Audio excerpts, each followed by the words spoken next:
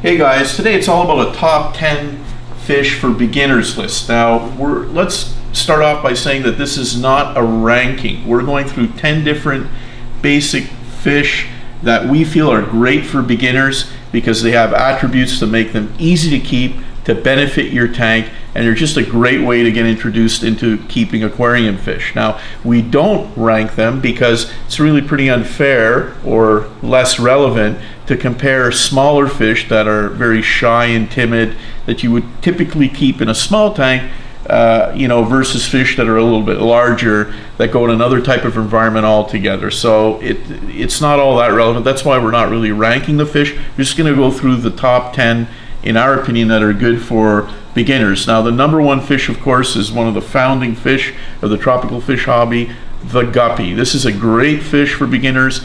It's a live bearer. It reproduces every 30 days approximately, gives you live babies to grow and watch and perhaps expand the hobby with. They're great with live plants, and you can keep them in tanks as small as 5 to 10 gallons.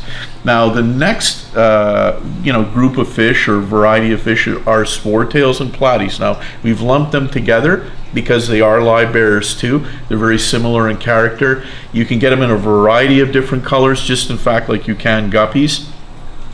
They come in some interesting shapes, different fin types. You've got high fins, lyre tails, same for both platies and swordtails. Now, these fish are great for keeping your plant leaves clean. If you keep them in a little bit bigger of a tank, as swordtails get a little bit larger, 20, 30, 35 gallon aquarium type range, they'll pick on live plant leaves all day long and actually prevent the growth of algae and so forth by keeping them clean. So they're a great fish to consider, and a lot of color and fin varieties to choose from as well. Now, the betta is another fish that obviously everybody knows about.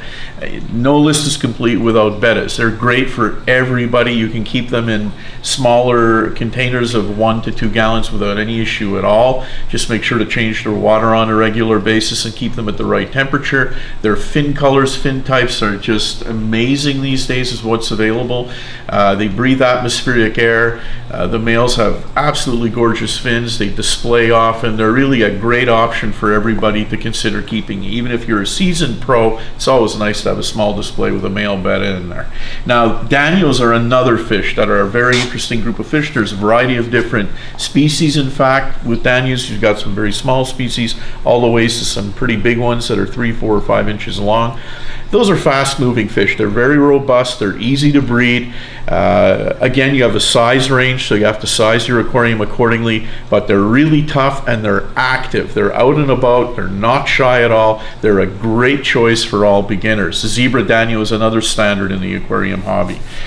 The neon tetra. Now, this is another great fish. Belongs in a school. It's small. It's got stunning colors that rival any marine fish, in fact. They're totally peaceful. They're great for a planted tank. And again, 5 gallon tank is not too small to house a school of 6 to 10 neon tetras in.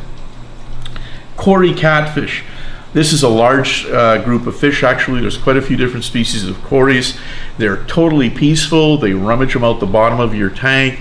They'll help the filter pick up debris as it releases when they're rummaging around the bottom. One thing you got to remember about cories is that they really like to be kept in minimum sized groups of at least 3 or 4 fish, and make sure to use a fine, smooth substrate. They don't like coarse gravel. They don't like sharp substrate. It's important they've got barbells to look after them and make sure they feed properly and stay healthy. Smaller diameter, smooth type substrates are the best. Sand is generally fine for them.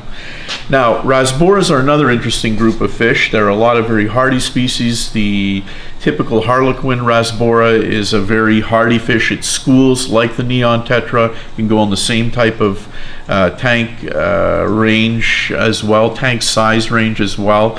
They come in different, there are various species that are easy to keep, and they're really an attractive fish, easy to feed, fairly resistant. Another great choice when it comes to keeping fish. Now, if you want to get into fish that are a little bit bigger, we have in the tetra group, for example, black tetras. Super hardy fish, can tolerate temperatures easily to 74, 75 degrees Fahrenheit. They like to school, but they're tough. They need to be kept with slightly faster moving fish that are a little larger, like danios that we were mentioning. Maybe some of the larger species would do well with black tetras. Really hardy fish. For beginners, that's always important. These are really, really resistant fish. There's the classic blue Graeme. The Grames, again, are another large group of fish within the anabantoid family. The blue Graeme belongs in tanks really minimum size of 20 to 25 gallons. They get to be a good 3 or 4 inches long. They can be a little bit aggressive sometimes with each other, so having maybe 1 or 2 in your tank maximum, but they're really hardy, very interesting fish. They move about freely, again, not a shy fish, and they're really easy to look after. So that's a great anabantoid to get your feet wet with, and they're easy to keep, as I said. And now, last but not least, the angelfish. The angelfish is a classic fish in the aquarium hobby. It's a very regal fish, but it is not a fish that belongs in a smaller tank.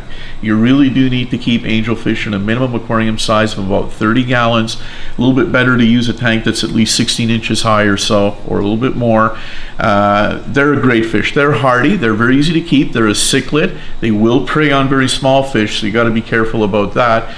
But they are a good community fish in general, and their shape and variety of colors make them a really good and interesting pick for a community aquarium, and they're tough enough to be a good fish for somebody to start off with.